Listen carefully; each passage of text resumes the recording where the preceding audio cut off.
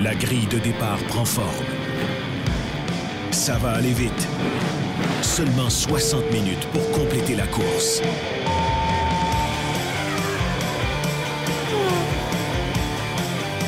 L'Épingle, le podcast. Avec Greg, Pag et Jean-Max. Le podcast sur la course automobile. Une présentation de la Commission athlétique. De retour en studio pour cette édition post-Grand Prix du Canada. Cette édition toute canadienne de l'Épingle. Avec Jean-Maxime Sans Souci, Pierre-Alexandre Girard qui sont avec nous. Messieurs, comment allez-vous? Je jubile, je flotte. Je viens de vivre le plus beau 4 jours de sport, de course de ma vie. Avec toutes nos festivités sur Crescent Pag. Toi, t'étais VIP dans les paddocks. Samedi, les qualifs sur place. Dimanche, la course. Des safety cars, de la pluie, de la grêle, du soleil, de l'émotion. C'était absolument épique. Ça existe-tu des peptos pour le contenu? Parce que là, j'ai des ballonnements de F1. J'ai comme trop mangé de Formule 1 en fin de semaine. Ça fait combien de temps que tu prépares celle-là? Ça fait À chaque fois qu'il nous en sort une, là, j'ai l'impression là, que, tu sais, le fameux meme dans lequel tu as la femme qui est tournée vers la droite et qui dit « Je suis certain qu'il pense à d'autres femmes. » Et là, tu as le gars qui est là, qui est couché de l'autre côté et qui pense à la Formule 1. Ça, c'est Pag, mais il pense à ses prochaines lignes qu'il va arriver avec dans le prochain podcast. Messieurs, merci pour ce travail acharné ce week-end. Tout le monde, et je vous remercie, vous deux, Jean-Max et Pag. Je vais remercier également Hugo Reich qui est à la réalisation présentement, que vous ne voyez pas à la caméra, mais qui a été mon wingman dans les paddocks au circuit Gilles Villeneuve, une association absolument formidable. Je pense que les quatre ensemble, avec toute l'équipe de BPM aussi, c'est que Max était sur Crescent également pour animer tout ça. Le retour des sportifs, Gonzo et Georges, à qui on souhaite bonnes vacances par ailleurs. Et... Puis l'Épingle, on a vraiment sacré une volée au retour des sportifs, comment ça s'appelait? Le défi Pit Stop Challenge. Oh oui, ça, on va en parler. Le Pit Stop Challenge. Mais d'abord, je vous remercie pour votre travail acharné, mais on doit également remercier notre commanditaire titre qui est derrière nous.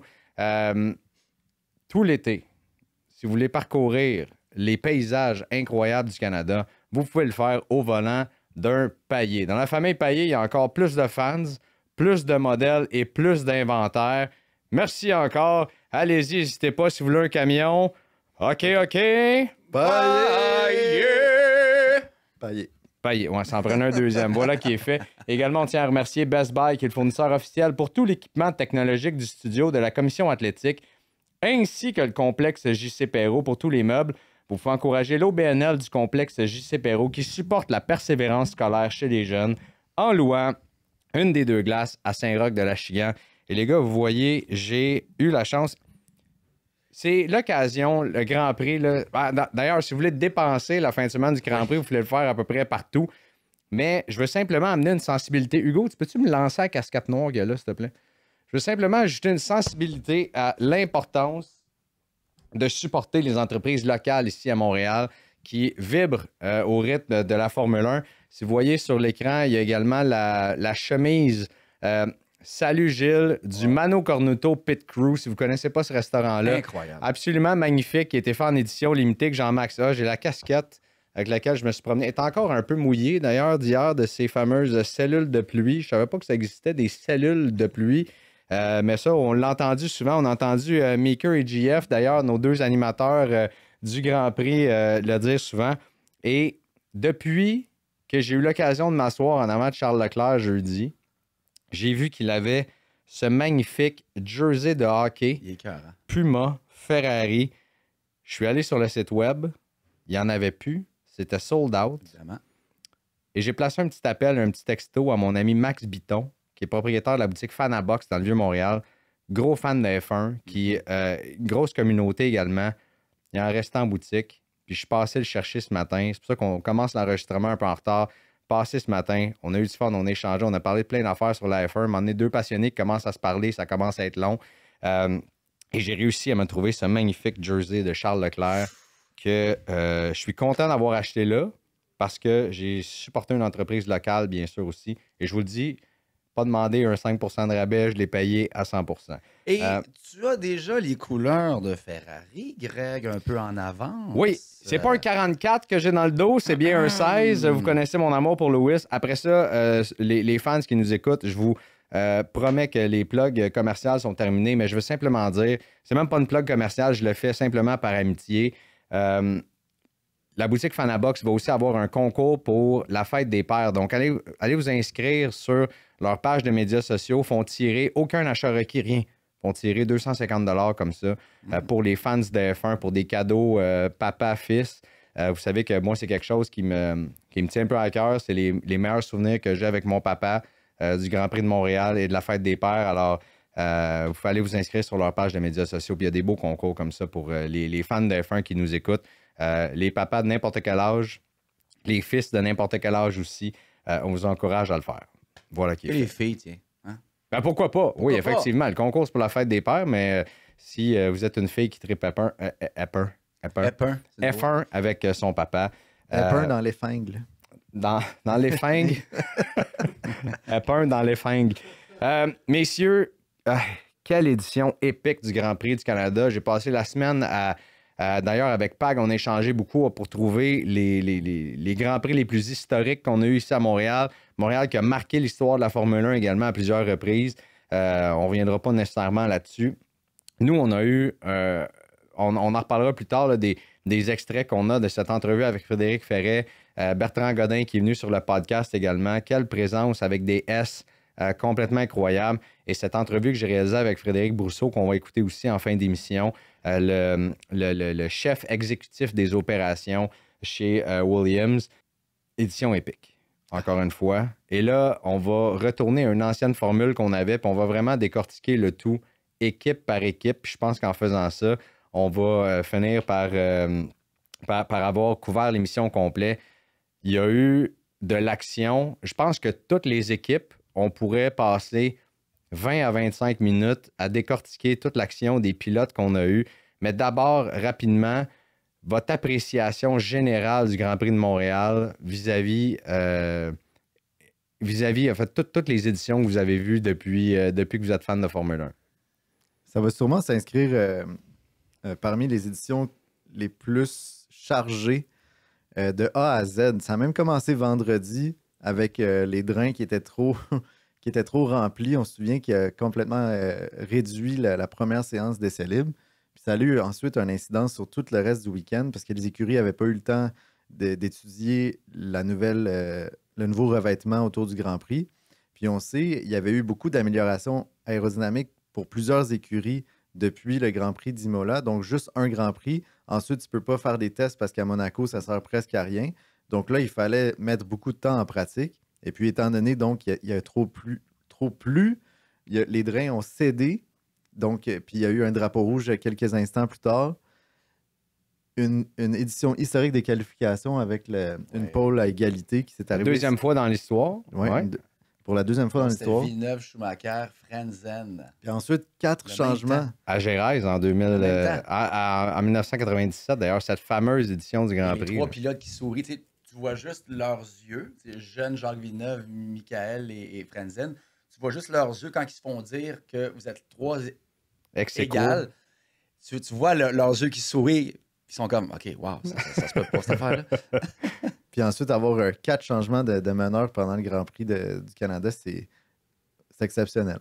Puis justement, toute la semaine qui a mené au Grand Prix, dans le retour des sportifs, tu te souviens, ils nous ont demandé si le Grand Prix du Canada était un des plus spectaculaires du circuit. Puis je pense que les deux ont été d'accord pour dire que oui. Ben oui. Ben oui, ESPN d'ailleurs, qui ont fait un tweet hier, ESPN F1, en disant pétition pour qu'on puisse avoir les 24 courses au complet du calendrier à Montréal. Et j'ai bien sûr partagé le tout avec la main dans les airs. Moi, donnez-moi ça toutes les fins de semaine, ça va me faire grand plaisir. Mais c'est aussi ça la Formule 1. Tu as des circuits comme ceux-là, tu as des circuits comme Monaco, et ce sont des défis qui sont différents. Donc, il faut être généraliste en Formule 1. Oui, il faut être rapide, mais il ne faut pas juste que tu sois rapide. Puis on l'a vu en fin de semaine, Max n'était pas le plus rapide. Red Bull non plus, de loin. Mais qu'est-ce qu'on a fait? Aucune erreur. Incroyable. Un parcours sans faille de Red Bull. C'est là que tu vois que tu n'as pas besoin nécessairement d'être le plus vite, mais quand tu fais pas d'erreur et quand tu limites tout ça, lorsque comment on dit ça en anglais, lorsque les dés sont jetés, que les cartes sont sur table, Red Bull est encore la meilleure équipe en Formule 1. Permets-moi d'ajuster ton statement. Max Verstappen a fait une erreur. Il Une est sorti seule. de piste pendant le Grand Prix. Au virage 2. Ça aurait pu lui coûter la victoire, ne serait-ce qu'à cause du mauvais timing de la voiture de sécurité, du mauvais timing, du timing de la voiture de sécurité. Devant moi, T'as je raison, vois c'est vrai. Max qui roule sur le gazon. J'étais comme non! Et il l'a fait vendredi aussi. Là, Ça a donné un moment très cocasse sur la radio. Là. Ben, en fait, je pense qu'ils sont 6-7 pilotes qui sont passés exactement à cet endroit-là. Donc, manquaient le freinage dans la chicane, passé dans le gazon. Et aussitôt que les 4 roues arrivaient, tu voyais l'eau qui rebondissait partout. oui. Et Max qui dit une petite excursion hors piste, haha. Et son ingénieur dit oui, on a vu ça. On a tout vu ça. Cette fameuse relation entre Max et son ingénieur. De ton côté, Jean-Max, Ben, toi, tu étais appréciation. assis dans le Sénat tout le long du week-end. Quel privilège absolument incroyable. Je reviens effectivement à samedi, 3e séance d'essai libre et qualif. Tu l'as dit, hein? C'était une séance d'essai libre ultra chargée. Les voitures étaient en piste le plus longtemps possible. Il fallait faire des tests suite au upgrade de Imola. Il fallait qu'on ait des données là, pour voir qu'est-ce qui s'en vient ce week-end. Là. Quel pneu marche mieux à telle température, la pluie, c'est sec, c'est mouillé. Donc, beaucoup d'action. Après ça, ce qui est le fun à Montréal, c'est que tu te prends une petite bière et tu t'en vas chiller à la plage, juste à côté, sur le bord de l'eau. Ouais. Puis après ça, tu prends un petit snack, tu reviens pour les qualifs. Qualifs endiablés, absolument épiques. Et là, après Q2, j'ai dû quitter parce qu'on a une petite marche pour se rendre jusqu'à Jean Drapeau où on enregistrait notre 2 heures spéciale épingle avec M. Ferret et Godin. Donc, j'ai regardé Q3 sur mon sel. Moi aussi. Une chance que je l'avais. Puis j'étais comme, oh wow, Russell, puis là, t'as Hamilton qui arrive, vroom. Puis là, Max, vroom. C'est comme dernier tour. Donc, l'évolution de la piste était ultra importante. Là. Le dernier en piste, souvent, disons, la piste est chaude, les pneus sont en température. Là, pour une des rares fois, c'est pas la dernière run qui a eu la pole parce que Russell était 26 centièmes plus lent à sa dernière essai. Donc, un peu comme Jacques Villeneuve en 97 qui avait réalisé le meilleur temps, le premier à réaliser le meilleur temps. Il l'avait fait sur son premier essai et puis il n'a jamais réussi à l'améliorer. Donc, non, mais ce sont des tours magistraux là, que George ont sorti, Max également, aussi. et Lando qui avait la voiture la plus rapide en fin de semaine. J'aime ça que tu notes la plage. C'était très, très bien aménagé ce week-end, le Grand Prix. Le fan zone était au bon endroit. Oui. Et là, ça se traduit pas. Là. C'est vraiment comme ça que ça s'appelait. Là. On a tellement un bel endroit au circuit Gilles Villeneuve.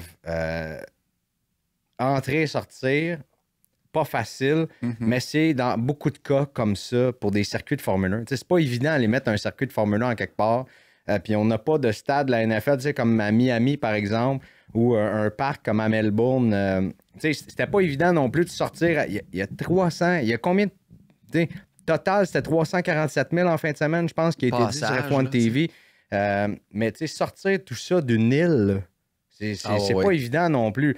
Donc, ça, c'est le côté c'est là où le bas blesse un peu au Grand Prix de Montréal. Mais une fois que tu es là, une fois que tu es sur le site, ça circule bien dans la majorité des endroits. C'est sûr qu'il y en a où est-ce qu'il y a des petits bouchons, ça va toujours être normal. Mais je pense qu'on peut être fiers de notre Grand Prix du Canada puis de voir, on a pu le voir, Hugo et moi, les journalistes, à quel point ils apprécient être ici, les pilotes également, les équipes. On entendra Frédéric Brousseau en parler tantôt. Mais je pense qu'on peut être très, très fiers de faire partie de près ou de loin dans de cette édition du Grand Prix. Puis je pense que c'est vraiment le spectacle qui a sauvé, qui sauve la Formule 1 à Montréal, parce qu'il y a des villes beaucoup plus riches dans le Canada qui pourraient se permettre d'investir des sous dans le Grand Prix du Canada. Mais c'est vraiment l'appréciation des pilotes pour ce circuit mythique, puis qui offre toujours un spectacle extraordinaire qui le sauve année après année, contrat après contrat. Ouais, là, on est. Bon, pour ceux qui ne le savent pas, on est encore en contrat jusqu'en 2031. Là. Donc, on est tout correct. Inquiétez-vous pas. Puis, écoute, je vois pas pourquoi ça quitterait Montréal non plus après 2031. Non, tout le monde adore ça, venir ici. Dans le fond, c'est un circuit de piste mythique avec Gilles et avec toute l'histoire de la course à Montréal, au milieu d'une forêt magnifique, bordée par de l'eau. Et le fleuve. Qui donne Ah une non, vue C'est imprenable. vraiment beau, là. Le Avec plus beau des- point de vue sur Montréal, c'est vraiment C'est ça. vraiment écœurant. Avec Et des c'est- marmottes. Avec des marmottes un peu partout. L'événement Troc en stock fait son entrée chez Payet Chrysler Dodge Jeep Ram. Plus de 375 modèles en stock. Avec Payet Chrysler Dodge Jeep Ram, vous avez les meilleures offres et plus de choix. L'événement Troc en stock, c'est ben des trocs. Maintenant, OK, Payet. Cela étant dit, allons-y maintenant parce que le temps presse puis on a bien des informations à jaser. On va y aller d'écurie en écurie. D'abord, ceux qui ont gagné Red Bull. Une fin de semaine en 2 temps. Est-ce qu'on peut... Excusez, là. Vas-y. Excusez, là. D'ailleurs, je veux simplement revenir sur mes propos sur Esteban Ocon. Là. Je suis pas désolé des propos que j'ai tenus parce que je les pensais à ce moment-là, puis je continue de penser que je pourrais débattre ça. Mhm. Mais Checo Perez, là. Ah, T'es assis dans une Red Bull, mon chum, là, juste te dire ça comme ça. On critique Logan Sargent. Les gars, quand j'ai dit qu'Esteban Ocon était le pilote qui méritait le moins d'avoir un volant en Formule 1 en ce moment, pour l'ensemble des choses, pas pour sa vitesse, pour l'ensemble de l'œuvre, vous m'avez dit, hey, Logan Sargent, c'est ça. Mais Logan Sargent, dans les 2 dernières saisons, a été meilleur en qualification à 6 reprises que Checo Perez dans une Red Bull, les gars. Red Bull. je sais pas quoi dire. Pas Racing Bulls, là. Red Bull. Je me suis dit, un contrat de 2 ans, il va avoir moins de pression, va être plus relax, plus smooth, va pouvoir se concentrer sur sa course. Pas capable de sortir encore à Q2. Big, qu'est-ce que tu fais? Tu ne peux pas réagir de cette façon-là. C'est Il a impossible. 2 ans. Oh my God. Il ça, était horrible en course. Une chance que Ferrari, on en parlera tout de suite après, là, mais une chance que Ferrari ont fait la boulette en fin de semaine. Là. Parce que sinon, imaginez le championnat des constructeurs, ça serait vraiment pas drôle. Là. Ah oui. On serait. Probablement que Ferrari aurait pu passer, même si Max gagnait. Là, mettons qu'on aurait fait un doublé, un 2-3, quelque chose comme ça. On serait quelques points en avant de Max, en avant de Red Bull actuellement. C'est juste inacceptable. Il était pourri en qualification. Ça a été la même chose en course. Ouais. Et Mais pour là, il y a fois- une pénalité de 3 places sur la prochaine grille de départ en Espagne. Ça, c'est Ça, c'est l'équipe qui a pris une scandaleux. décision. C'est scandaleux, c'est de la tricherie.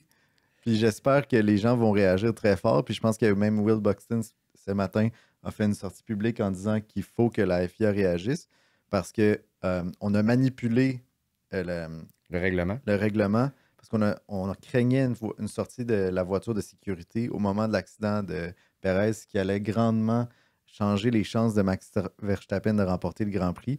Alors on lui a dit contre le règlement de revenir au puits à ce moment-là alors qu'il y avait une voiture endommagée.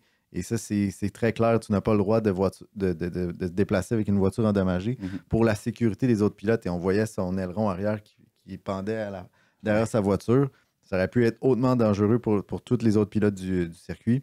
Et de ne donner qu'une pénalité de 3 places, c'est absolument incroyable. On devrait sévir très fort à l'endroit de Red Bull parce que, encore une fois, on manipule le règlement, mais comme on disait un petit peu d'entrée de jeu, si tu triches pas, t'essayes pas assez fort.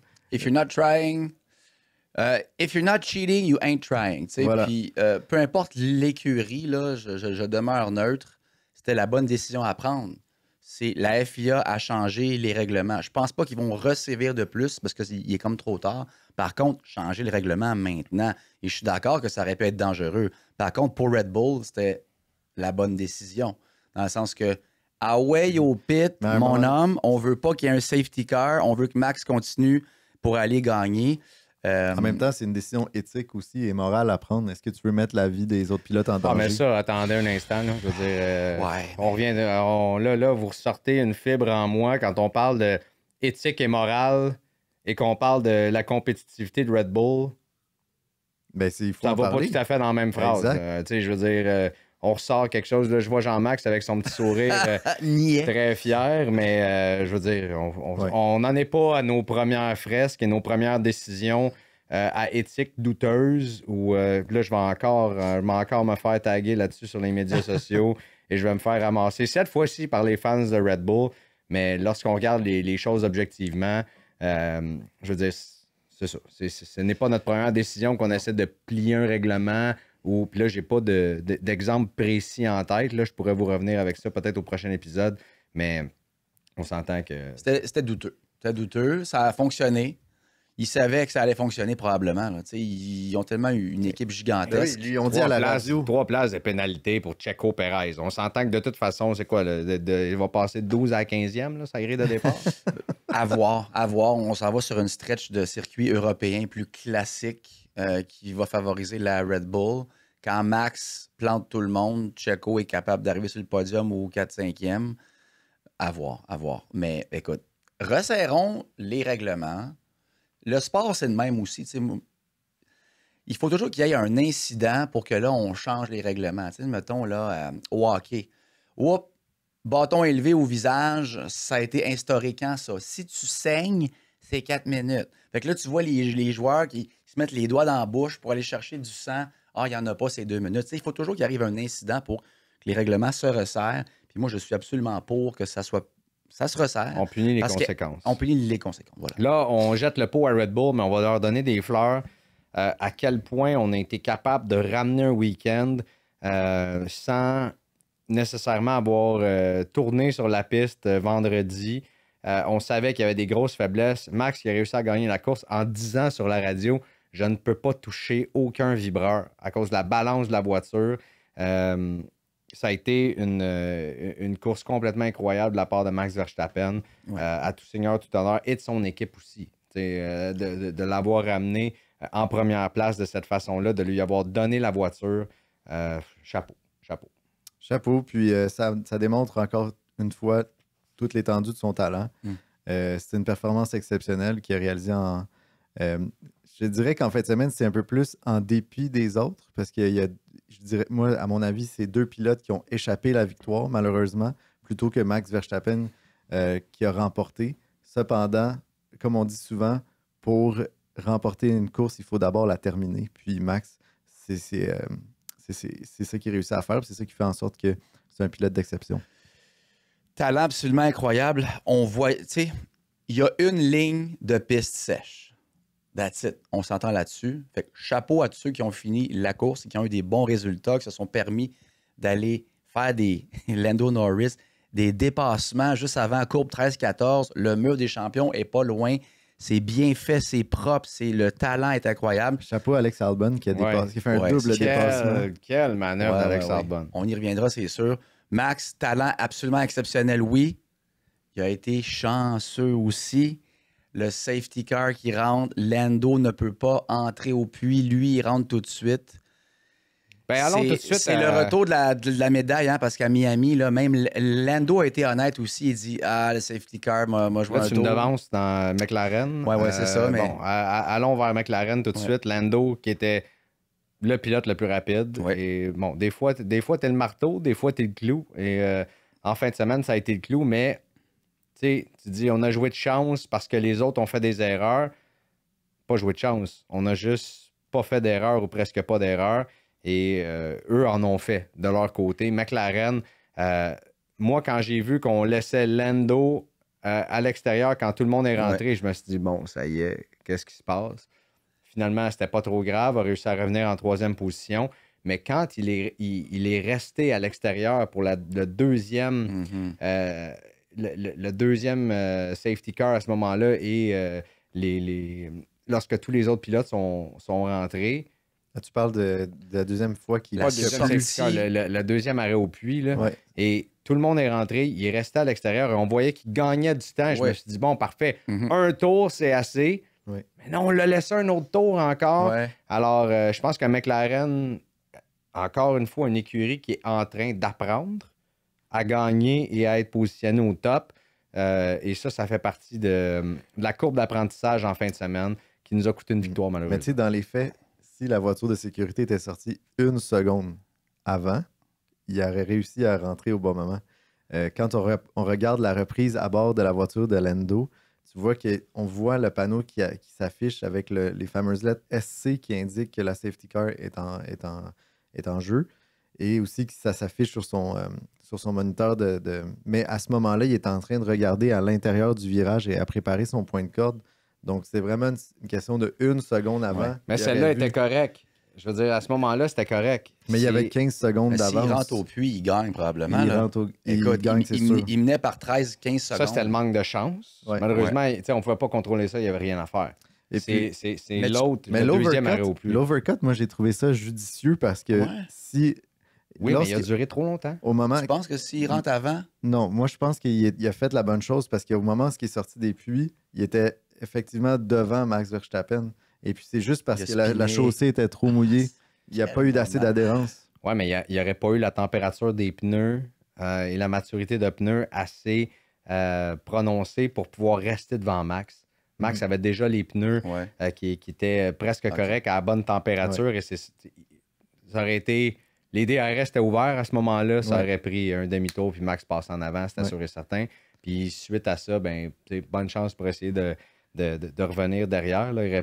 On aurait eu peut-être une meilleure lutte à ce moment-là, à la fin de la course.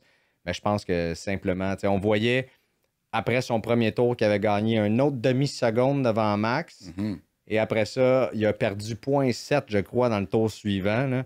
Là, ça dépend où est-ce qu'on regarde les temps, là, mais moi, c'est ce que je me rappelle exactement. On était rendu comme à 20.8. Et je veux dire, on aurait dû calculer ça et dire non, rentre là tout de suite. Au pic, on est à 21.5. Il aurait pu l'avoir. Et quel moment! Moi, j'étais juste là. Au virage 1 et 2, et là, tu vois, je vois les voitures qui sortent des puits. Et là, évidemment, bon, je suis un fan de Max, on le sait tous. Et là, je vois, ce que je vois, c'est Max qui termine la longue ligne droite, amorce le virage 1. Juste à droite, mon œil prend Lando. Et là, tu vois que Lando, si la piste est sèche, Lando passe devant. Ah oui. Tu le vois, c'est évident. Et là, la sortie des puits est très mouillée encore. Et à ce moment-là, les seuls virages ou secteurs de la course qui sont mouillés, c'est virage 1-2. Parce que rendu de l'autre bord à l'épingle, les virages 7, 8, 9, 10, c'est très, très sec, là, tu sais. Et là, tu vois Lando Norris qui spin. Et là... Qui se rappelle Sochi. Ouais. Et là, Max qui passe devant, la foule était en délire, ça hurlait. Quel moment de... Est-ce que les gens étaient plutôt déçus ou plutôt contents? Où est-ce que j'étais, moi, là? C'était Lewis, quand il a passé Fernando. C'était comme... Ouais! Quand Russell a dépassé, il hurlait. J'avais beaucoup de casquettes mauve, vert fluo, noir de Mercedes. Avec mon ami, on n'était pas les seuls, évidemment, mais qui hurlaient quand Max... Moi, c'était vraiment Max dans ma tribune. Ouais. Les gens... Il y avait beaucoup de fans de Lewis, de Lando également. Je pense que les gens aiment l'action, aiment les dépassements et tout ça, mais je pense que ça dépendait des tribunes aussi. Mais... Et ça cheerait pour Norris aussi beaucoup. Ouais, Charles Leclerc a été pas mal le favori à ce moment-là aussi. Là, à chaque fois qu'il passait, les gens... Ouais. Et sur le site, lorsqu'on avait la boutique de Ferrari qui était dans le fan zone, donc où est-ce qu'on pouvait trouver tout ce qu'on avait de Ferrari, il y avait une file d'attente en serpent. Et pour toutes les autres équipes, aucune attente. Tu peux rentrer quand tu veux. Alors, et ce que c'est, j'ai ouvert mes oreilles de membres des médias là, pour voir ce qui se disait et personne ne voulait acheter du Saints. De toute façon, il s'en va chez Williams. Ça ne mentionnait que ça. Bref, on en reparlera dans quelques instants. Oscar Piastri, vos impressions? Tu trouvez qu'il a manqué peut-être un peu d'agressivité? Il avait peut-être pas le rythme ou il était peut-être moins à l'aise sur ces conditions-là? Je sais pas trop. Ouais. Je pense que les consignes d'équipe ont joué à défaveur, puis il était plutôt aussi comme l'agneau sacrifié, étant donné que c'était la seule écurie qui avait, je dis la seule, au début du Grand Prix, c'est la seule écurie qui avait une cohésion ensemble, qui se suivait ensemble, jusqu'à temps que Kevin Magnussen, sorti de nulle part, vienne dépasser Oscar Piastri. Bref. Je pense que Oscar, c'est pas faute de performance. Il y a eu un week-end extraordinaire, surtout sous la pluie, sur un circuit qu'il connaissait pas beaucoup, sur une nouvelle chaussée. Moi, je suis pas prêt nécessairement à le critiquer tout à fait. Je trouve qu'il a joué les seconds violons à perfection. Ouais, je critique pas non plus. Encore une fois, quand tu regardes le Grand Prix à la télévision, on voit les images qu'on voit. Tandis que si tu es toujours au même virage, tu vois de tour en tour le gap. Ouais. La différence des temps, et c'est que ça, hein, la F1, c'est qu'il a pris 5 dixièmes de ce tour-là. Puis là, tu voyais tranquillement que Max suivait Russell au début d'infophone. Lui, il se disait, je ne vais pas essayer de le dépasser ou de niaiser. Anyway, le DRS, il n'est pas disponible. Je le garde proche de moi, puis après ça, je le clenche. Mais tu voyais que Norris et Piastri s'éloignaient de tour en tour. Donc, meilleur rendement sur les intermédiaires pour Red Bull. Puis là... Non, sur les intermédiaires, c'était McLaren. Attends un petit peu, Ouais. on était où? Ben, c'est en C'est là que début de Norris course. est allé chercher. Aussitôt que la piste a commencé à s'assécher là, C'est sur ça, les mais intermédiaires, les McLaren. C'est parce que je pense Mais que quand moi, j'ai c'était plus l'impression- mouillé, au début, il y a vraiment un gap qui s'est créé entre Norris puis Max et Norris et Piastri. Parce que j'ai l'impression que Max, comme tu dis, il poussait vraiment fort sur Russell. Les deux ont usé un petit peu plus leurs pneus, puis McLaren, fin renard, ils ont dit on va les laisser se batailler, nous, on va conserver Ouais. nos pneus, étant donné qu'on savait qu'il allait pleuvoir à nouveau dans le Grand Ouais. Prix. Donc, il fallait être très rusé pour garder son calme, attendre la prochaine pluie, et puis avoir des pneus qui allaient performer quand la nouvelle pluie allait arriver. Très bien vu, mais Piastri, j'ai l'impression, Rapidement. je chiale pas, un petit peu plus de misère, je pense, avec la pluie. C'était mouillé. Je pense Continue que c'est d'apprendre. Continue ça. d'apprendre. Exactement, c'est correct aussi. là. Parlant de pneus, Ferrari. Là, si vous nous regardez, vous voyez mon désespoir. Ouais.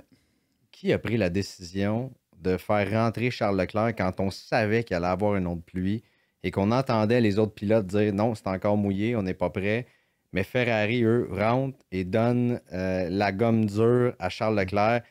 Tu sais, les gens se levaient dans l'épingle, là, les 4 tribunes se levaient pour applaudir Charles Leclerc quand on voyait qu'il n'était pas capable de virer dans l'épingle, dépassait la ligne de course complètement, sortait, faisait même crisser les pneus, on entendait ça. C'était Mais Greg, c'était pas beau à voir. permets-moi de revenir pour critiquer Ferrari sur leur choix de pneus en Q2 le samedi.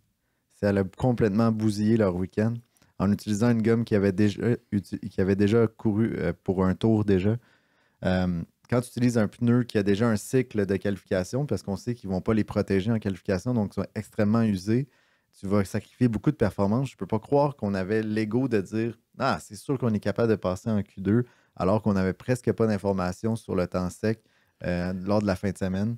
Et puis, donc, ça leur a coûté extrêmement cher pour toute Ah la oui, course. ça, C'est qu'on voit quand tout l'erreur. va bien. Là. Tu sais, quand tout va bien, Ferrari sont très bons. Tu sais, là, il fait soleil, on n'a pas trop. OK, on a réglé beaucoup de problèmes, mais quand il y a un week-end plus problématique avec de plus gros défis environnementaux et ce qu'on a vu là, de stratégie, et Ferrari sont pas encore au point d'arriver et de dire on est l'écurie numéro 1 et qui est prête à être championne des constructeurs. On venait de gagner Monaco, Sainz 3e, superbe, on est fort, on est fort. Monaco, tu n'avais pas de stratégie. Là. Je veux dire, Non. tout le monde a eu le drapeau rouge, changé les pneus, puis après ça, pas d'arrêt. Mais là, c'est sûr. toutes, Et t'as toutes les écuries voyaient Ferrari comme les favoris en fin Ouais. de semaine. Helmut Marko l'a dit, Ouais, ouais. Lando l'a dit. Même Charles Leclerc est parti à arrêt. Là. Il dit quand c'est pas Helmut, c'est Lando, c'est Zach Brown. Ah ouais. Mais non, on a encore des choses à travailler. Et là, on l'a compris. Puis tu as raison. Une décision scrape tout le week-end. Parce que si tu passes en Q3, tu risques de. Admettons que ça va moins bien, tu es quand même 6-7e ou 7-8e sur la grille de départ. Et là, tu peux au moins te faufiler, puis profiter du safety car, puis peut-être, tu sais. Mais là, écoute, quand tu pars 11-12e, puis là, Charles a eu des ennuis de moteur aussi. Là. À leur défense, j'ai écouté les propos d'après-course. Il disait, écoutez, j'avais déjà des problèmes de moteur. On savait qu'on finirait pas d'un point. On s'est dit, regarde, tant qu'à être là, on va essayer quelque chose. On va mettre les hard. Mais c'était Ça n'a rien donné. c'était là. pas bête à ce moment-là. La grave erreur, c'est d'être rentré au puits ensuite pour mettre d'autres intermédiaires. Non, mais on savait que la pluie revenait. Donc, oui, c'était bête. Ouais. Tout le monde le savait. Il y a Carl Girard, un auditeur d'ailleurs que je salue, qui lui me textait la température. Et nous autres, on était assis dans l'épingle. On se disait, hey, fait chaud, là, tout le monde se déshabille, tout le monde Ouais. garde les fameux t-shirts ou autres. Et non, plus dans 15 minutes. Là, on se tournait. Oh boy, oui, le nuage vient d'apparaître, ça revenait. Les écuries le savaient, ça. À un moment donné, quand tu es tout seul à essayer quelque chose, peut-être pas nécessairement bon non plus. Ouais. Tu sais.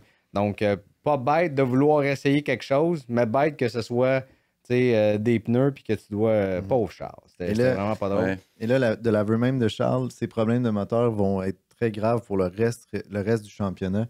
Donc, la lutte au oui. deuxième rang s'est resserrée énormément.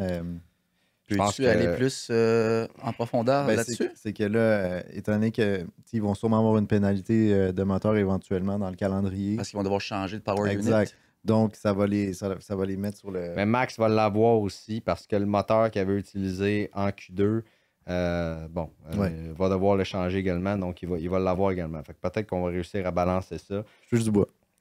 Du côté de Carlos Sainz, parlons-en rapidement. temps file, les gars, on jase pas mal. Carlos Sainz qui devrait annoncer. Parce que là, il y a des gens qui disent son contrat est déjà signé. Lui dit non.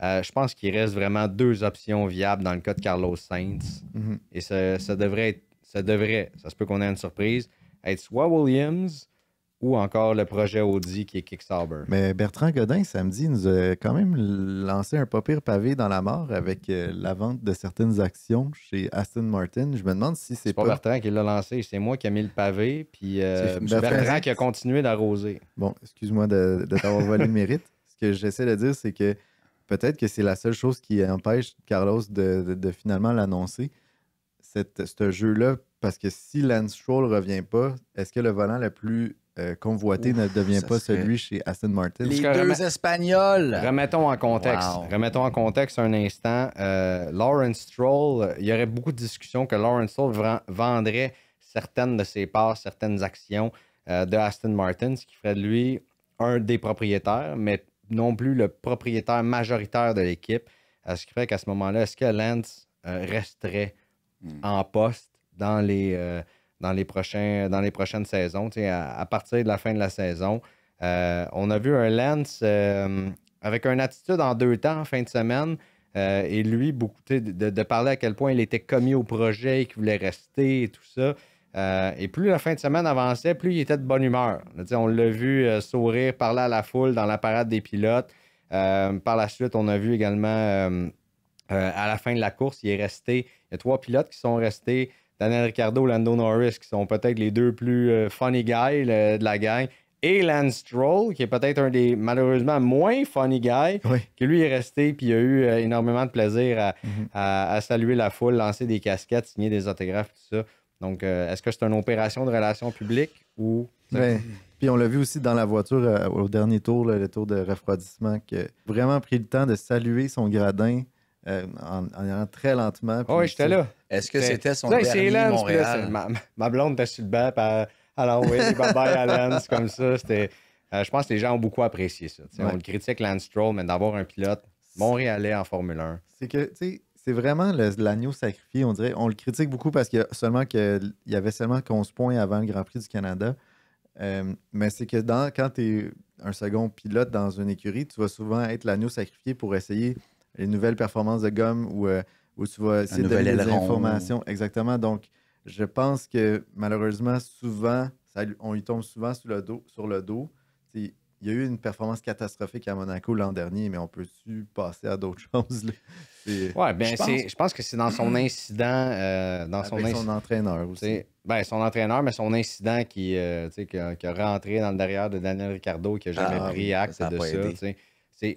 Je pense que c'est ce type de truc-là qu'on n'aime pas de Lance Stroll, mais à part ça... Je pense qu'il l'a dit lui-même, hein, le projet Lawrence et Lance ensemble, ça a toujours été autour de Lance Stroll. Je pense qu'on a essayé jusqu'au bout de lui donner la chance de performer. Là, on arrive comme à la croisée des chemins. Lawrence qui avait vendu une partie où il y a un partnership avec Arctos déjà. Tu penses qu'il va en vendre plus? Ce sont des rumeurs qui courent si on lit un peu partout là, ce qui sort. Donc, est-ce qu'on arrive là comme, on a essayé, ça ne marchera pas. Lance n'a pas de contrat pour l'an prochain encore. Mais c'est jamais annoncé. Non, c'est ça. Lance, c'est toujours un des derniers à annoncer. Il y aurait peut-être plus de rumeurs. Bref, en tout cas, est-ce qu'il s'en va? Est-ce que... Un dossier à suivre, en tout cas, dans les prochaines semaines, mais d'avoir les 2 Espagnols ensemble. Imaginez Carlos avec son idole, Fernando Alonso. Serait quand même quelque chose. Là, on a couvert un peu Aston Martin aussi en même temps en fin de semaine. Des performances intéressantes. Somme toute, le vendredi et le samedi, c'était bien de les voir à l'avant comme ça, de voir Lance bien faire chez lui. Et c'est spécial quand même pour lui, le Grand Prix du Canada. 5e fois qu'il va chercher des points. Termine 7e. Donc, je pense qu'on n'a pas grand-chose à lui reprocher. Fernando Alonso qui a dit qu'il avait connu une course formidable. Donc, très, très bien fait de la part de Fernando. Il y a des gens qui disent, puis là, je me suis promené sur les médias sociaux, ouais, là, il dit ça pour flatter le boss. Puis, s'il y a quelqu'un dans la vie qui pense pas à flatter son boss, là, c'est Fernando Alonso. Il n'a pas besoin, puis 2, il n'a pas envie de faire ça non plus. Donc, s'il a dit ça de Lance, c'est vraiment qui a beaucoup aimé sa course et sa performance. Sinon, il a tout Puis simplement- Fernando, d'ailleurs, il faut souligner sa performance extraordinaire, qui a réussi à garder Lewis derrière lui Ouais. pendant un bon moment. La Mercedes qui était hautement en forme en fin de semaine. le Puis, ministère de la Défense. ouais, était de retour et bien en forme. Puis chapeau à Fernando, vraiment. Il a Ouais, fait on ce voyait- qu'il peut. Hein? Ouais. Il a fait ce qu'il peut parce qu'à chaque tour, tu voyais Lewis direct derrière lui. Il a résisté comme il a pu. Lewis est finalement passé. Et là, j'en parlais. J'étais comme, quelle jouissance de voir Fernando et Lewis Ben oui. se coltailler, se suivre, essayer de se dépasser. À chaque fois que ces deux-là sont dans le top 5, 6, 7, c'est absolument Puis Aston, jouissif. Puis Aston qui a réussi à obtenir le maximum de points qu'il aurait pu. Donc, et même plus parce que Sergio et Carlos auraient dû être devant. Donc, de terminer 6e et 7e, c'est une performance extraordinaire pour eux. Il y a des gens qui disent ouais, mais si Ferrari avait été là et que Sergio avait fait son travail, c'est-à-dire, ben, savez-vous quoi, ils l'ont pas fait. C'est le même C'est tout le exact. temps. On prédire Exactement. ça à chaque semaine, à chaque course. Si, garde, c'est ça la F1. Tu capitalises sur les erreurs de tes adversaires. Puis c'est en piste que Aston, tu... les deux terminent dans les Ouais. points, très bien fait. Vous parliez de Lewis. Je veux qu'on Aïe, aïe, garde aïe. 5 minutes pour parler de ça. Je pense à toi, Greg. L'événement Troc en stock est de retour uniquement chez le numéro 1 au Canada, GM Payé. Plus de 1450 modèles en stock. Pour les meilleures offres, GM Payé, c'est le plus grand centre du camion au Canada. L'événement Troc en stock, c'est bien des trocs maintenant. OK, payé. George Russell, très bon week-end. Je veux dire, je pense pas. Je pense qu'on peut dire George Russell, très bon week-end. On se serre la main et on n'a rien d'autre à dire sur sa performance. là. Ben, Ouais. Le petit Vera. il l'a échappé. Il a échappé la victoire, moi, je pense. Il a fait 3 erreurs. Ben non, mais Ouais. il y avait. Non, il aurait Est-ce qu'il y jamais avait la gagné. voiture pour Il aurait gagner? jamais gagné. 100%. Non. Pardon? De son Non, non. propre aveu, oui. Oui, De l'aveu, de son tu- propre aveu. Non, mais Il de son passe propre- 7e à Monaco puis il dit on aurait pu se battre pour la victoire. De son propre aveu. George Russell, de son propre aveu, il gagnerait chaque course. De son aveu à lui, de celui de Toto et de celui de Lewis, il y avait la voiture pour remporter le Grand Prix en fin de semaine. Pas d'accord. Ben, vous n'êtes pas d'accord, les gars. C'est eux qui le disent. Ouais, Ouais, mais je comprends, mais Max ou Lando auraient fini par le brûler. veux-tu que c'est je sûr, te certain. sorte la liste des trucs que Toto dit aussi depuis le début de la saison? Mais là? d'habitude, ils sont Je te très rappelle qu'il avait dit quand on va arriver en Australie, on va se battre pour une victoire. là. Non, mais d'habitude, ils sont très, Ah oui, très, c'est très vrai. conservateurs, Mercedes et même Lewis. Puis là, Non, mais il avait une bonne voiture pour gagner devant Max, Lando, Piastri. ben, on l'a Je visiblement, crois on a vu qu'il y avait des performances en fin de semaine pour remporter. Puis même dans le dernier stint de la course, dans le dernier, pas. Le Dernière train portion. de la pneus, dernière là, portion, il devait rattraper Lando. Puis c'est seulement qu'à cause que Lewis lui poussait dans le derrière que George n'a pas réussi à le faire. Puis quand il a échappé dans le virage 6, je me souviens. Non, excuse-moi, 8-9, quand il a échappé à ce moment-là, c'est là qu'il a perdu la course. Sinon, il aurait 100% pu le remporter, je suis persuadé. Écoute, je suis pas d'accord, mais c'est intéressant que tu vois ça comme ça. Peut-être que je vais réécouter le Grand Prix. De toute façon, je veux le réécouter avec Moi, je pense qu'il a la bien fait avec la couverture. voiture qu'il y avait. Mercedes sont officiellement de retour. Pas sûr, parce qu'on en parlait samedi. Oui, il y a eu des belles améliorations. Clairement, l'aileron avant a fait une bonne différence pour un circuit avec 5 chicanes puis une épingle. Moi, je vous le dis, Quand les on va gars, retourner dans les grosses courses européennes, j'ai hâte de voir. Je leur souhaite. Puis en plus, il faisait plus frais ce week-end. On l'a dit, le moteur Ouais, Williams, c'est Pag qui l'a bien fait de le noter. effectivement. le moteur Mercedes, effectivement, s'est bien comporté. Quand c'est plus frais. Maintenant, on retourne en Espagne, en Hongrie et tout ça. Là, on va aller voir s'ils vont avoir des bonnes performances.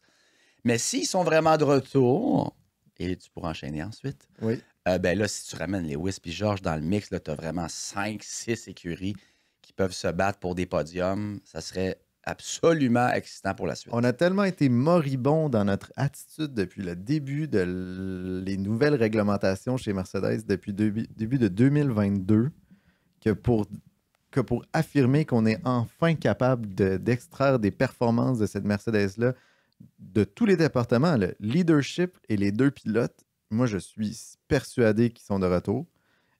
Et puis, je suis sûr qu'ils vont nous faire mentir leurs détracteurs au prochain Grand Prix en Espagne. Ils ne vont pas nécessairement se battre pour la victoire parce que Red Bull vont être trop dominants, mais ils vont être dans le mix avec McLaren, Ferrari.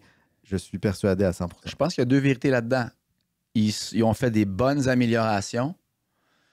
Ils vont être bons pour la suite, mais je pense pas qu'ils auraient gagné, honnêtement, en fin de semaine. pense pas que Mercedes font ça depuis 3 ans, nous donner espoir après une course ou deux que ça va bien, qu'ils sont de retour, qu'on est parti, puis finalement, c'est pas le cas du tout. Moi, je pense qu'il y a encore énormément de travail à faire sur cette voiture-là. George Russell a bien performé en fin de semaine. Lewis a connu une bonne course aussi, en partant de la 7e place jusqu'à la 4e. Puis ça, une petite controverse que Pag et moi, on s'est ostinés par message texte là-dessus. Je disais, ça n'a pas d'allure, le traitement de Mercedes envers Lewis. Il dit, ben, c'est de sa faute. C'est lui-même qui dit que c'est de sa faute. Non. C'est le leadership de Lewis qui fait qu'il prend ça sur lui-même pour ne pas blâmer personne. Mais le traitement que Mercedes donne à Lewis Hamilton actuellement, c'est vraiment, mais vraiment pas intéressant. Avez-vous déjà vu Lewis, vous, dans une parade des pilotes, assis tout seul dans le coin? Avant la course? Vous n'avez pas vu ça? Non. Assis tout seul dans le coin, avec son capuchon sur sa tête. Il y a même Charles Leclerc qui est allé lui taper sur l'épaule puis s'asseoir à côté de lui à un certain moment donné. On l'a passé en entrevue. Jean-Marc, j'étais avec toi à ce moment-là. Montréal, c'est un de mes endroits favoris. Et on sentait que s'il n'avait pas été à Montréal, là, je ne sais pas ce qui se passe présentement. Ce qu'il a dit après les qualifications de Monaco, je pense pas que je vais réussir à battre George d'ici la fin de la saison en qualification. Et là, on lui a demandé pourquoi. Il dit, vous allez voir. Et encore une fois, aujourd'hui, en fin de semaine, Lewis était le plus rapide. Il est arrivé en qualification. Il a dit, je comprends pas pourquoi mes pneus n'étaient pas à la température qu'ils auraient dû être. Ils étaient à 2 à 3 degrés en dessous de la température et George avait les pneus parfaits. Donc, il y a clairement un shift qui s'est fait dans les dernières semaines dans l'attitude que Mercedes a envers ses deux pilotes. On favorise complètement George Russell. Puis c'est normal parce qu'il reste avec l'écurie. Oui, mais on gagne quoi dans une lutte? Non, mais c'est ça que quand je disais. Qu'est-ce qui s'est passé entre parce que Lewis va toujours faire le travail comme pilote. Il va le faire. Est-ce que c'est les ingénieurs de George qui ont fait des ajustements à eux? Ils ont le droit de les faire. Oui, mais en ce moment, Mercedes... Mais l'équipe en tant que telle, je veux dire, avez-vous vu la controverse avec les pneus? Lorsqu'il est rentré au puits, il a dit est-ce que je peux avoir des médiums? On lui a répondu non, il n'y a pas de médium disponible. Il dit les softs. Lewis, non, on a trop peur. Gardons la place. Allons-y avec les gommes dures, les hard. Et Lewis a dit les pneus vont pas bien, ça marche pas. Tandis qu'on a donné, Mercedes pouvait donner les médiums à George. Toute cette controverse-là qui s'est faite. Mais il a mis les hard, George aussi. Il a mis des médiums. Ouais. Il a mis une fois des hard. Oui, mais c'était pas à ce moment-là. Okay. À la fin de la course. Ouais. À la fin de la course, lorsque Lewis a repris la 3e place et tout ça, bon, en tout cas. C'est pour ça qu'il l'a brûlé à la fin. Exactement. Ouais. C'est pour ça qu'à la fin, il est arrivé et George était beaucoup plus rapide que Lewis. Et Lewis a dit pourquoi j'aurais pas pu prendre les softs. Il y a eu cette conversation-là entre Bono et Lewis qui était très, très... comment je te dirais ça? Très, très émotive, très, très controversée. Puis après, tu as juste Toto qui a pris la radio et qui a dit Lewis, le point positif, on est allé chercher des points pour l'équipe. Et Lewis n'a rien répondu. Si vous regardez sur la caméra, répond rien, stationne sa voiture et hoche la tête en faisant non comme ça. Pas content. Écoute, là. Oui, c'est ça, mais Greg répond à ça. Mercedes sont 4e dans le championnat des constructeurs. Le seul championnat qui rapporte de l'argent dans le championnat. Le pilote, on s'en fout, ça rapporte rien, sauf pour la gloire. Le championnat des constructeurs, ça rapporte des sous. Dans quel monde ça avantage Mercedes de désavantager? Je pose la même question, je suis d'accord avec toi. Ce que je vous donne, c'est des faits qui sont passés en fin de semaine. Je veux dire, si tu sais que Lewis peut être plus rapide et qu'il t'a dit qu'il peut être plus rapide sur des softs, donne-lui. Je veux dire, pourquoi tu n'y as pas donné? Parce que George est en avant et qu'on veut prioriser George. Je veux dire, il va falloir... Et je me suis promené parce que j'ai cette opinion-là. Tu m'as fait réfléchir, Pag, en disant ben non, c'est Lewis. Et il y a énormément d'observateurs aussi. Je dis pas des experts, des journalistes ou tout. Il y a des observateurs qui regardent ça et qui disent il y a quelque chose qui se passe présentement chez Mercedes. Et il favorise George parce qu'il va être là l'an prochain. Puis il préfère que George ait un meilleur résultat que Lewis. Que ce soit n'importe qui. Il garde Ocon, là. Ils ont dit là, c'est Pierre qui passe, c'est Gasly, let's go. On va aller chercher Danny Rick, même s'il n'y avait pas vraiment de chance. C'est comme ça. Même Max, s'il s'en va là, en 2026, ben, ils vont le mettre un peu à l'écart. On va pas tout partager avec lui des développements de la voiture, puis on va peut-être favoriser l'autre pilote si l'autre pilote peut... Pourtant, Ferrari fait pas ça présentement avec Carlos et Charles. Mais là où Parce je crois pas, les c'est... constructeurs. Là où je crois pas qu'il y ait un sabotage, ou un auto-sabotage, tu sais, pendant le Grand Prix, OK, tu dois respecter la position en piste et tu avantages nécessairement George. Et George est devant Lewis au championnat des pilotes. Il n'y avait pas de marge en qualification. Il y a eu une égalité parfaite. Tu peux pas miser sur un pilote dont tu sais qu'il a été le plus rapide toute la fin de semaine. Tu peux pas le pénaliser. Ça fait aucun sens stratégiquement de faire exprès. Ils veulent que Lewis parte 2 ou 3e. Là. Ils n'ont Exact. pas saboté rien, là, je veux dire. Il aurait sûrement parti en pôle et remporté le Grand Prix. Lewis dit qu'est-ce qui s'est passé entre ça et ça. J'arrive en qualif, mes pneus ils glissent puis tout. Hey là, man, arrête là. Je veux dire, tu as fait tout ce que tu pouvais faire. Lui-même, on le sait, il a fait comme 2-3 petites erreurs. Il a trop poussé. Puis il n'a pas eu une meilleure qualif que Russell. Là. Il n'y a personne qui sabote Lewis. C'est juste ça que je dis, moi.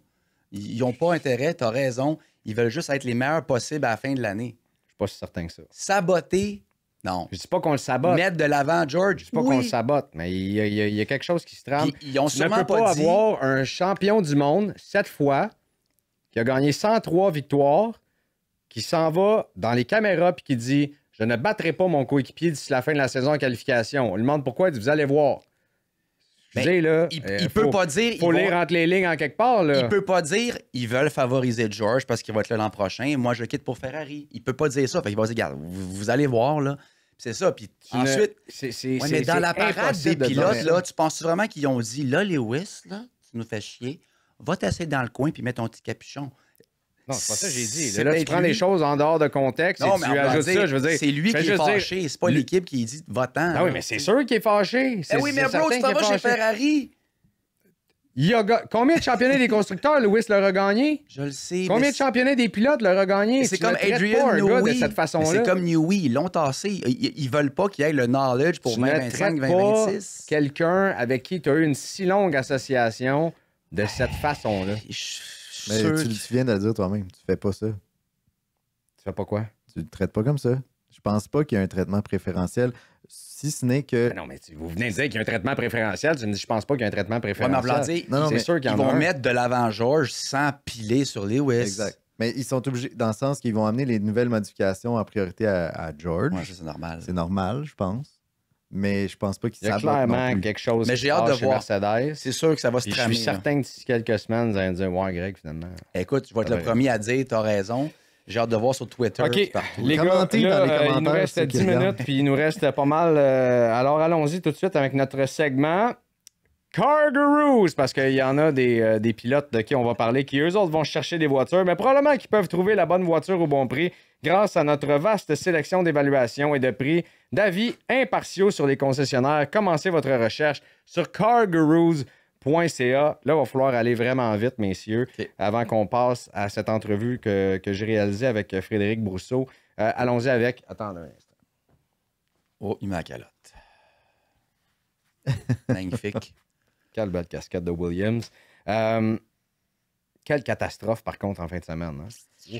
Mais c'est pas de sa faute en plus, pauvre Albon, qui a Ben été oui. victime de la sortie de piste de Ouais. Carlos parce qu'on roulait au C'est 10e plate. rang à ce C'est moment-là. vraiment plate. Il aurait pu aller chercher un point ou des points. Ouais.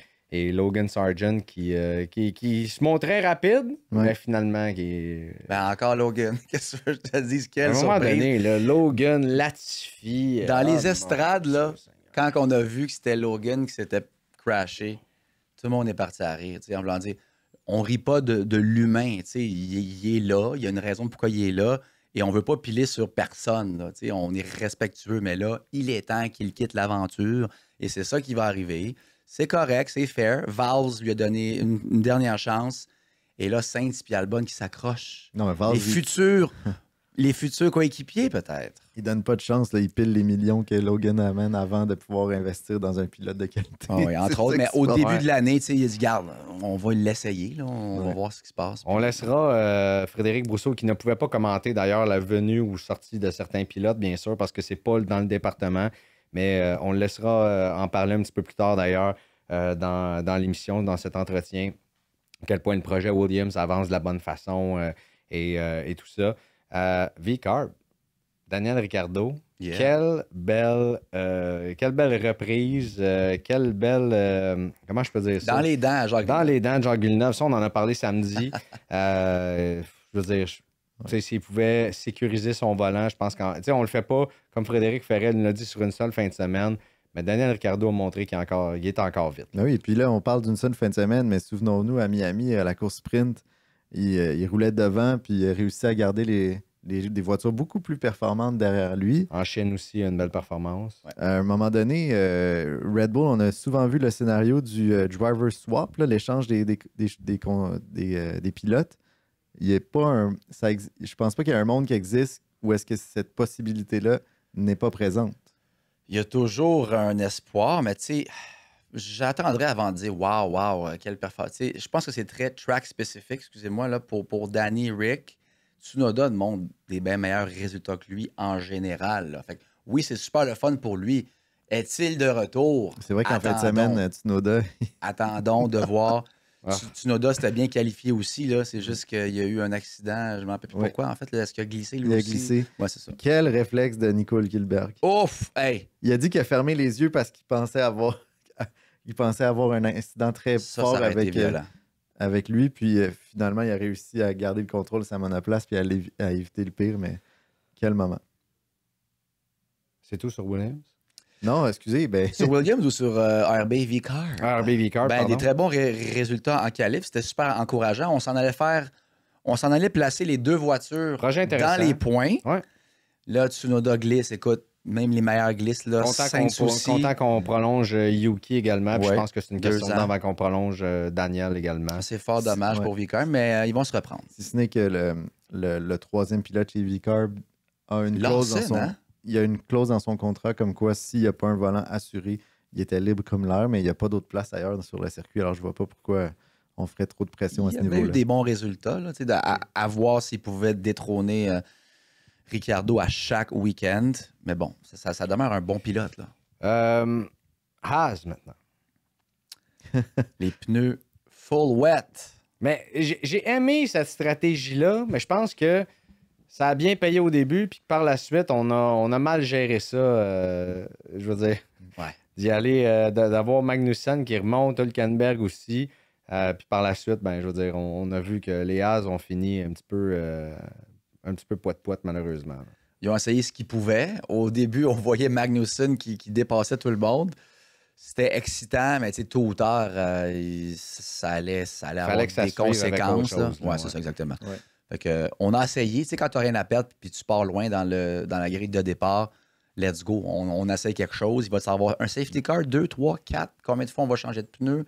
La température, ça va être quoi? On prend une chance. C'était excitant. Mais ce que je trouve curieux, c'est qu'on n'ait pas misé sur déjà une forte mise qu'on avait déjà mis en extrême wet, en pneus, voyons, En full adapté wet, pour la les pluie. Oui. pneus de pluie. Je comprends pas comment est-ce qu'on n'ait pas essayé de tabler là-dessus parce qu'on a fait un autre arrêt aux pluies dans la deuxième séquence de pluie.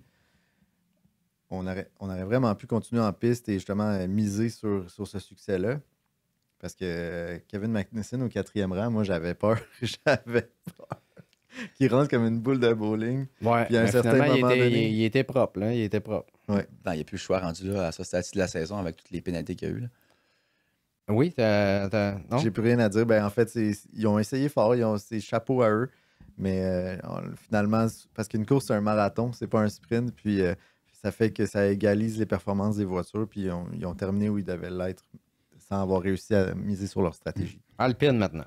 En 2 minutes. Ouh. Content d'avoir eu des points. C'est certain qu'Esteban Ocon allait se plaindre par la suite en disant moi j'ai fait mon travail, l'équipe n'a pas fait son travail. D'ailleurs, Esteban Ocon, qui à mon avis va s'en aller chez Haas avec Ollie Behrman. C'était des grosses rumeurs là, que ça allait sortir, que Ollie Behrman allait signer son contrat, l'a peut-être signé en fin de semaine. Moi je l'ai vu arriver. Et les gens chez Haas l'ont accueilli comme si c'était un héros et resté passer plusieurs minutes à l'attente là-bas. Par la suite, il y a un certain David Croft qui s'est mis à y jaser. Puis là, tout d'un coup, David Croft lui parle. Là, il y a un preneur de son qui arrive pas trop loin. Donc, je pense que c'est une question de jour avant qu'on annonce ça. Alpine et Ocon, je pense que on essayait de nous faire croire que tout c'était correct puis qu'on travaillait en tant qu'équipe et tout ça. Mais quand les dés sont jetés encore une fois et les cartes sont sur table, on voit que la relation est plus là du tout. Ocon voulait quitter avant même l'incident à Monaco. Là, fait que c'est juste que là, maintenant que c'est officiel, ben là, c'est sûr qu'ils vont mettre Pierre Gasly de l'avant. On vient d'en parler, que ce soit Russell, Hamilton et autres. Fait qu'ils ont gentiment dit à Esteban, on va essayer d'aller rattraper Daniel Ricciardo. Pierre a un meilleur pace, un meilleur rythme. Laisse-le passer. Il n'y avait pas vraiment de chance d'aller rattraper Danny Rick. Mais tu vois, le switch, c'est instantané. On privilégie le pilote qui est là l'an prochain. Puis, chapeau quand même à Esteban en fin de semaine parce qu'il partait avec deux strikes contre lui. Premièrement, il y avait sa pénalité de 3 places. Et deuxièmement, il y avait parce qu'ils ont un problème de poids depuis le début de la saison. Et là, ce qu'on a compris en fin de semaine, c'est que ça s'alterne d'une voiture à l'autre pendant le championnat. Ils n'ont pas encore réussi à avoir les bonnes pièces pour les 2 voitures. Et puis là, en fin de semaine, c'était Pierre Gasly qui avait le traitement privilégié. Donc, d'avoir terminé aussi haut et d'avoir laissé passer son coéquipier à la fin, sachant très bien que tu ne reviens pas dans l'écurie l'année prochaine, le chapeau. Ben oui, mais Ocon a dit Pierre a la voiture la plus légère depuis le début de l'année. Il a comme lancé quelque chose de... Fait qu'est-ce qu'il alterne vraiment ou Esteban a raison ou bon... Ouais. C'est la frustration qui parle. Il nous reste simplement Kick Sauber maintenant et je pense pas qu'on a grand-chose à dire. J'ai hâte de voir si Bottas va avoir un volant l'an prochain. Je le souhaite ardemment. Oui. C'est un pilote qu'on aime beaucoup. Zhou Guanyu, je pense que l'expérience en Formule 1 c'est terminé. Malheureusement, en fin de semaine, week-end catastrophique. La voiture qui est magnifique, mais en vrai, magnifique, tellement lente, ça n'a pas de bon sens. Je pense pas qu'il y a grand-chose à dire. C'est pas si terminé que ça, dans ce sens que Alpine serait peut-être sur le point de vendre à des intérêts chinois. Ouais, on en a parlé samedi, donc référez-vous à l'épisode de samedi si vous voulez.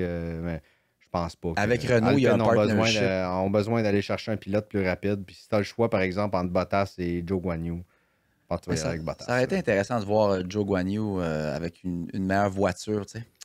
Il a tout le temps roulé avec un char de. Il était pas pire à sa première saison. Sa saison recrue avec Alfa Romeo, mais là, la voiture n'est pas là du tout. Non. Et oui, des intérêts chinois, oui, de l'argent, ça, je comprends. À un certain moment donné. Renault a de l'argent, ça leur ferait du bien aussi. Là, fait que, il y a un partnership entre Renault et Geely, qui est comme une marque de voiture en Chine. Ouais. Donc, ça serait un bon stunt, entre guillemets, là, d'amener Zhou Guanyu avec Pierre. Qui a fait partie de l'équipe de développement. Ouais. Mais encore une fois, à voir. Messieurs, merci. Merci. C'est déjà fini? Ça fait 1h05 déjà qu'on parle. On va vous laisser sur cette entrevue qu'on a fait avec Frédéric Brousseau. Et merci encore une fois. Quel week-end. Merci, Greg. On se reparle dans 2 semaines. Merci, Post-Grand Prix d'Espagne. C'est triste, ça. Et j'en reviens pas que c'est déjà fini. Quel week-end, on va aller dormir un petit peu, récupérer de ce week-end de fou, reprendre nos émotions. Merci encore une fois à vous autres d'avoir été avec nous. C'est très apprécié. On se reparle dans 2 semaines post-Grand Prix d'Espagne. Fans de Formule 1. Passez-en une belle, à bientôt.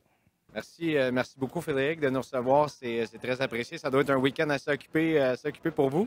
Oui, ça change un petit peu de mon quotidien parce que mon travail n'est pas nécessairement de représenter l'équipe à chaque fin de semaine de course. Mais à Montréal, c'est à 10 minutes de la maison. Donc, je dors chez nous en fin de semaine de course. C'est très particulier.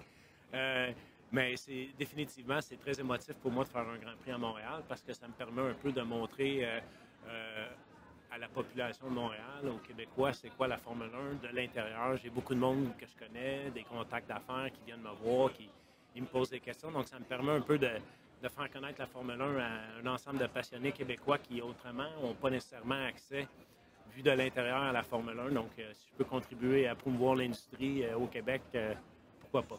Bien, d'ailleurs, pour ceux qui ne connaissent pas nécessairement, quels sont les rôles dans une écurie de Formule 1? Vous êtes Chief of Operations, COO. Ça fait quoi dans une écurie de Formule 1, ça, dans une équipe? C'est très drôle parce que ça fait un peu tout ce que personne voit.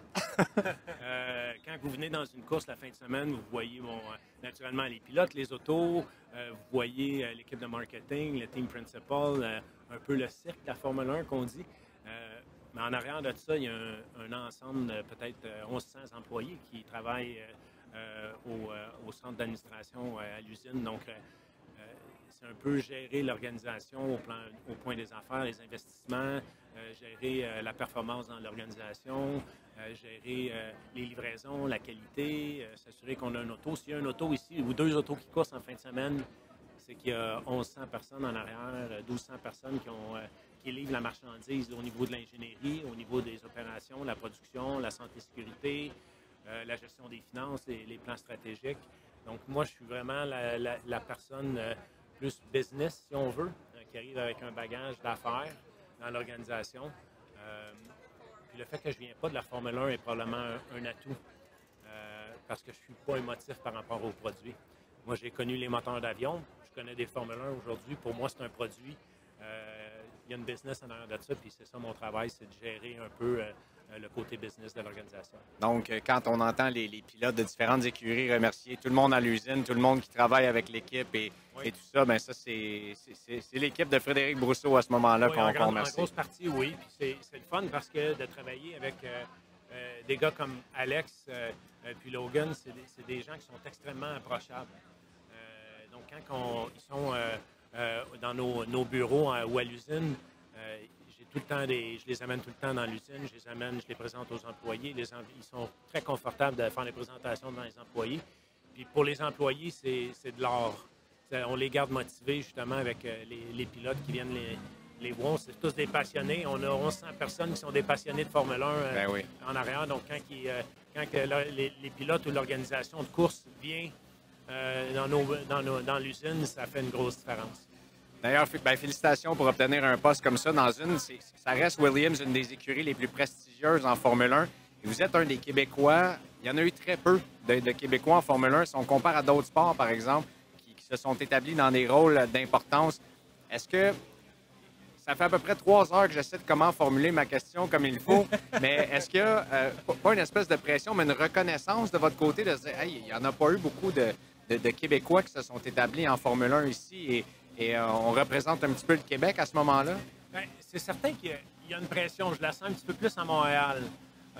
Par contre, dans le day-to-day, moi, je viens, comme je le disais tantôt, chez Pratt & Whitney, ça a été mon école dans ma carrière. J'ai fait 25 ans dans l'organisation. Puis c'est une organisation qui est extrêmement modeste. C'est une organisation j'ai grandi dans l'humilité, si on veut. C'est une organisation qui ne veut pas être dans les médias. C'est une organisation qui veut performer sans avoir de cirque, un peu comme la Formule 1 peut l'apporter. Donc moi, j'ai amené ça un peu, ce bagage-là, quand je suis arrivé en Formule 1. Donc j'ai gardé un peu le même profil. Je suis la même personne. Je ne change pas. Je suis dans l'usine à tous les jours. Je vais voir les employés. Quand je suis à Montréal, par contre, je le sens. Je le ressens, la pression d'être un Québécois en Formule 1. Mais ça dure 4 jours sur un an. Donc, je suis capable de vivre avec la pression sur 4 jours, c'est ça? Est-ce que vous pensez qu'il y aurait plus de place pour des Québécois en Formule 1? Je sais qu'il y a un ingénieur, Frédéric Vallée, qui travaille chez Red Bull, par exemple. Il y en a probablement d'autres que je ne suis pas au courant. Bien, il y a Lance, bien sûr, et Lawrence Stroll. On a quelques Canadiens dans l'organisation. On a une personne de Toronto, on a une personne de Hamilton en aérodynamique. Définitivement, il y a de la place pour d'autres Québécois. Je pense que la différence, ou qu'est-ce qui, moi, m'a ouvert la porte à la Formule 1, c'est l'introduction du CASCAP. Sans le CASCAP, le modèle d'affaires de la Formule 1, ça reste un modèle purement et simplement Formule 1. On peut cacher les inefficacités avec des centaines de millions. Mais depuis qu'il y a le CASCAP, ça devient des business. Donc, toutes les personnes qui ont un bagage d'affaires ou un bagage d'efficacité opérationnelle, maintenant, tout d'un coup, ça devient des profils intéressants pour la Formule 1. Puis ça commence, l'efficacité opérationnelle, à être un modèle d'affaires en Formule 1, mais c'est tout nouveau. C'est depuis 2021 qu'il y a un CASCAP. Quand on entend les pilotes parler, on dirait presque tous que le circuit Gilles Villeneuve est un de leurs 3 favoris, ou presque, là. Les gens semblent dire qu'ils aiment beaucoup la Formule 1, mais est-ce que pour vous, c'est un discours qu'on dit, bon, on s'en va dans n'importe quel Grand Prix, on dit « Ah ouais, j'adore venir ici » ou quoi que ce soit, ou il y a vraiment, les écuries aiment ça venir ici, les pilotes et à peu près tout le monde dans le site de la F1? Oui, tout le monde aime venir à Montréal, définitivement. Puis au début, je posais la même question, c'est juste, vous le dites pour faire plaisir aux Montréalais, ou mais c'est vrai qu'ils aiment ça venir ici pour plusieurs raisons. Il y en a que c'est parce que c'est un des plus vieux Grands Prix. Qui a un historique en arrière du Grand Prix à Montréal qui fait une énorme différence. 2, la nourriture. Ils aiment beaucoup les restaurants, l'ambiance à Montréal. On a une ambiance à Montréal qu'on ne retrouve pas ailleurs en Amérique. Je sais pas si c'est l'aspect québécois qui fait la différence, mais on aime bien manger. On est une population très sociable. Fait que l'ensemble du circuit de la Formule 1 aime ce côté-là. Il y en a aussi que c'est l'accès au circuit. Curieusement, on arrive dans des places comme Singapour. C'est extrêmement compliqué de rentrer sur le circuit, sortir du circuit. Ici, c'est efficace. L'ensemble des employés dans le paddock, on rentre vite, on sort vite. Quand on veut sortir, on veut sortir. Fait qu'il y en a pour qui ça fait une grosse différence. Fait que chaque personne a ses raisons, mais tout le monde aime venir à Montréal. Vous avez dit plutôt que Montréal est spécial parce que vous dormez à la maison, vous êtes ici, il y a votre monde et tout ça, mais est-ce que ça vous ajoute une dose de fierté de voir que les gens... Ma plus grande fierté, c'est de voir les enfants. On a 4 enfants. Puis aujourd'hui, j'ai les 2 filles avec moi. C'est de les voir comment est-ce qu'ils regardent Alex avec des yeux qui veulent l'envers un peu. Fait que c'est sûr que pour moi, c'est une fierté d'avoir les deux filles ici aujourd'hui. Dimanche, ça va être les 2 garçons qui vont être avec moi. Puis de les voir comment eux sont fiers. Après ça, ils en parlent avec leurs amis à l'école. Fait que c'est certain que cette partie-là vient me chercher. C'est surtout pour les enfants que je suis fier quand je suis ici. Je vous en pose 2 petites dernières maintenant avant de vous laisser à l'équipe et à vos filles. Êtes-vous satisfait du progrès dans les deux dernières années de Williams? Et comment vous le mesurez, ce progrès-là également qu'on voit dans l'écurie? Je suis très satisfait. Par contre, je suis une personne compétitive. C'est jamais assez rapide. Peu importe à la vitesse à laquelle on va aller, ça ne sera jamais assez rapide. Seulement, c'est bon, c'est en Formule 1. Effectivement. Mais je suis très satisfait. Puis comment on le mesure? Il y a des éléments externes, des éléments internes. Premier élément, on vient de signer Alex pour plusieurs années. Ouais. Fait que ça, c'est la première. Si Alex il serait pas resté avec nous autres si on s'en allait pas, ou il ne croyait pas un peu dans la direction qu'on a pris. Deuxièmement, on regarde la voiture aujourd'hui. La quantité de partenaires qu'on a sur la voiture aujourd'hui, c'est complètement un autre ball game par rapport à ce qu'on avait l'année passée. Ouais. Donc, les partenaires croient aussi dans la direction qu'on prend dans l'organisation. Donc, ça, c'est les facteurs externes. Puis, on a beaucoup aussi des facteurs internes. Je vois la culture qui change dans l'organisation. Je vois graduellement que la culture de régler les causes fondamentales de nos problèmes techniques commence à être beaucoup plus présente. On pousse moins les problèmes en dessous de la couverte et on passe à la prochaine course. Donc, on adresse les problèmes un par un. On a amené du nouveau leadership dans l'organisation aussi, du monde qui vient de l'intérieur, de l'extérieur de la Formule 1. Donc, on voit graduellement les choses se placent. Par contre, ça va être long. Ça va se mesurer en années. Williams, il y a énormément de choses à faire. Mais on a une équipe de direction qui est fantastique. La nouvelle équipe, James, moi, Pat, c'est fantastique. On a une super chimie et d'écoute un envers l'autre. Donc, on s'en va définitivement dans la bonne direction, je suis convaincu. Vous êtes tout un athlète de vélo, un fan de vélo également. Est-ce que de voyager partout comme ça à travers la planète, ça rend l'entraînement un peu plus difficile ou comme Valtteri puis les autres, vous avez l'occasion de sortir les vélos? Puis, oui. J'ai essayé quand, en fait, je faisais des farces. J'ai essayé d'arrêter quand j'ai eu l'agent d'Angleterre, mais j'ai pas été capable. Je pense que je suis pas capable d'arrêter. C'est ce qui me tient efficace dans mon travail, premièrement. Puis le vélo, c'est quelque chose qui c'est ancré en moi, donc je trouve les moyens d'en faire. Quand j'étais chez Pratt, durant les négociations de convention collective, on était 2 semaines enfermés dans un hôtel, j'amenais mon vélo dans l'hôtel, puis je trouvais une façon. Fait que oui, je voyage beaucoup plus, je me promène entre la maison, l'Angleterre, des courses parfois, donc mais j'amène mon vélo, j'arrête pas. Frédéric, merci beaucoup d'avoir passé quelques minutes avec nous. C'est vraiment très, très apprécié.